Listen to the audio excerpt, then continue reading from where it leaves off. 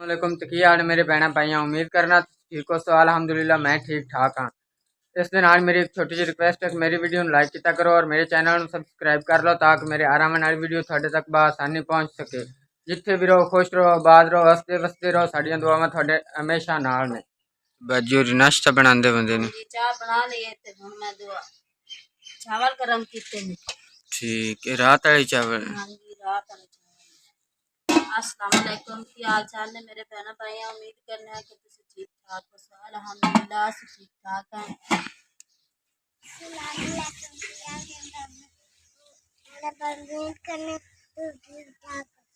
हाँ जी, तो इकरा फातिमा सलाम बुला रही, अम्मी और लस्सी बनाते पे। देखो जी दही की लस्सी बनती पई। ये सुबह नाल मेरा नाश्ता होंदा, दही की लस्सी मैं पीनी होंदी। नाले बच्चे पी के स्कूले चले जाते हैं, इस वजह से सुबह सुबह दही की लस्सी बना भी थी। हाँ जी, तो माशाल्लाह बच्चे स्कूल जा रहे हैं। मोहम्मद अजीम के पैर तो चोट लगी है, इस वजह से स्कूल नहीं जाता। अल्लाह रखा जा रहा है और उनके नाल दो तीन उनके क्लास फैलो ने दोस्त हो जाते पे। गर्मी बहुत ज्यादा है, इस वजह से नारा शेरी सारियां लिबड़ियां खोया माए चलो नवा खुद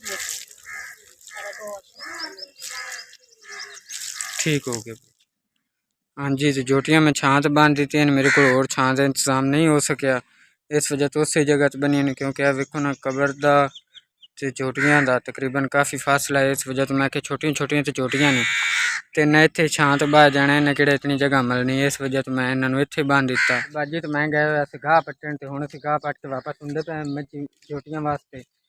क्योंकि मोड़ू चोटियां में तो खाना पीना ही है, धुप काफ़ी चढ़िया है, इस वजह तो मोड़ हूँ टाइम नाल ही आ गए वापस। थोड़ा जिहा पटिया भी, चलो पिछले टाइम पट ली सा, उन्होंने अगले टाइम का सार जाती। तो हूँ अल्लाह किता घर पहुँचे खड़ोते हैं। हाँ जी, तो मैं मज्जी नूं पट्ठे घर छड्डे ने ते अल्लाह किता उन्हें खांदियां पे ने। हुण चलने आप दे कोई पेट पूजा तो सोचने हैं कोई आप दे खावन पीवन दा। चल के वेने भी अम्मी और सब्जी लियांदी है या कोई नहीं। हाँ जी, तो बाजी और चाप कांदे पे ने। हां जी, चाप कांदे पे मेरी सुबह पीती कोई नहीं, उन्होंने वास्ते हुण उठे ने मेरी चाह बना ली। तबीयत खराब आई मेरी सुबह दी, लेट थी। हाँ जी, ते सब्जी लैन दी अम्मी और आलू तो बताऊँ थले मिर्चा तो वसण पे ने। धुप बड़ी झाड़े आई चूल्हे ते, धुप तो बड़ी आ गई, तंदूर ते भी धुप आई खुटी। बाजी मैं तो आखना भी अज आप सब्जी रान दे चिप्स ना बना ली, सब्जी शाम नू बना ली। चलो लाया हम सौदा सुदा तो चिप्स बना लेंगे, सालन शाम नू बना ली। हाँ जी, तो अम्मी और आलू काट दिते ने, मैं भी मतलब सारे मसाले वगैरह लैके आ गया, जेड़ी जेड़ी चीज़ जरूरत दी आई। हाँ जी अम्मी जी। हाँ तो रोन मैं बनांदी पई मसाला। ठीक आए नमक पांदी पई हां, सही सुरख मिर्चा। ठीक आए रंग पा रही हैं, इहदे नाल कलर बहुत प्यारा बनता है। अच्छा जरदा रंग है। हाँ जी, ठीक ये चिप्स दा मसाला बनांदी पई हां। ठीक है, ते हर चीज़ बाकी मैं तैयार करके रख दी है। कढ़ाई पई है, भरून है गुजारी जी, मतलब चिप्स का घ्यो कड्डन वास्ते निचोड़न वास्ते। तो तंदूरी आले कोई नहीं बाली। अम्मी जी जल्दी कर लो, धुप तो काफ़ी आ गई। वो तो बेटा पता है भी बड़ी गर्मी है, पर मोरों की करिए मजबूरी बन जाती है, पत्ते पुत्ते भी तो बनाने तुमदे ने। हाँ जी, तो अग मैं बाल ली तंदूरी तो मैं कढ़ाई रखता पाँ, हाथ मेरे सड़ते पे ने। तो हुण मैं घ्यो पाऊँगा, अल्लाह खैर करदा। धुप भी बड़ी तेज है, अज गर्मी बड़ी खड़ोती है। या बिस्मिल्लाह पहला पूरा अल्लाह के कर मैं काट लिया, तो हुण दूआ सट्टू विच।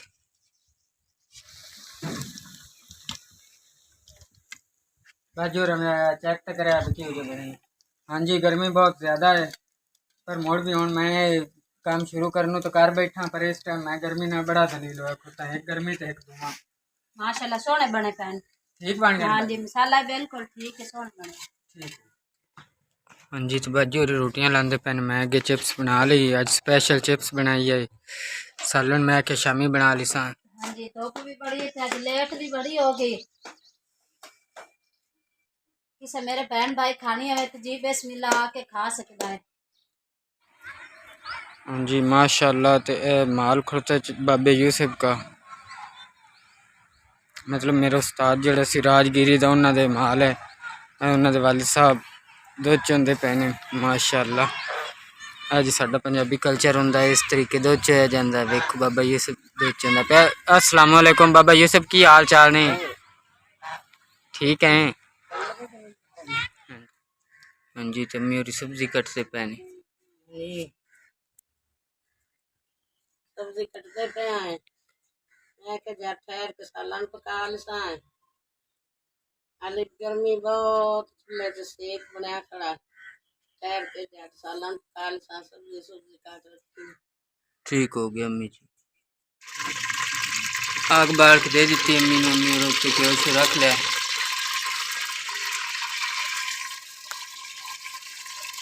मसाला पांदे पे ने अम्मी। हाँ जी, प्याज पाने पे हैं, टमाटर घसा है। ठीक।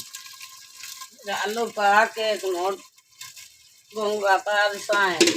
बताऊं भून के सालन पाक जैसे चले लाल सा।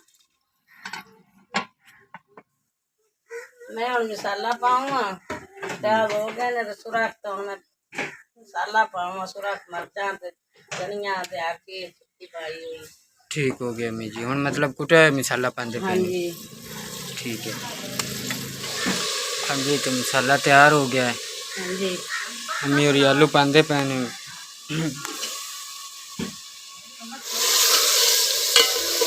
सूरत हाल है सालन दी। अम्मी और सालन बनाई खुद ने तकरीबन। हाँ जी, उनको बताऊं पाऊंगा। ठीक हो गया। और जैसे गल गए वो सब भून के थले ला लेता सालन पाक के अस्सी।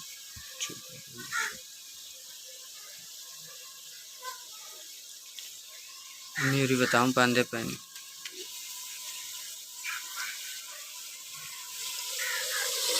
हाँ जी अम्मी, सालन पक गया। हाँ जी, पाक गया।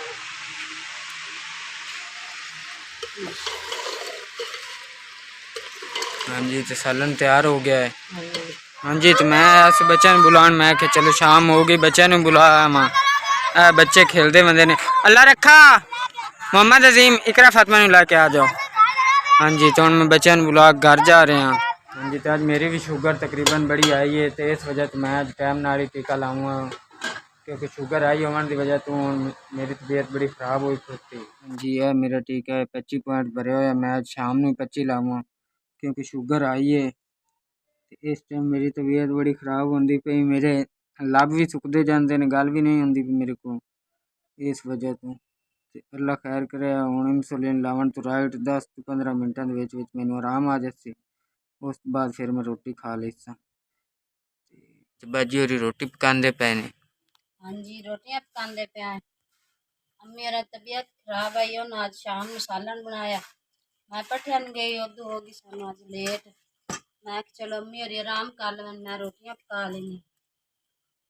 आज चिप्स बनाई। आज माशाल्लाह साडे बच्चे बड़े शौक ना खाधी है, बड़ी मजेदार बनी है। मैं कि चलो मैं रोटियां बना लेने। अज रोटी सालन में लेट भी हो गई काफ़ी। ते अज दा जो भी विलाग सी मैं थोड़े बहन भाई नाल शेयर किया है। ते इंशाअल्लाह अज़ीम अगर जिंदगी रही तो कल दे व्लॉग विच मुलाकात होसी। खुदा हाफ़िज़।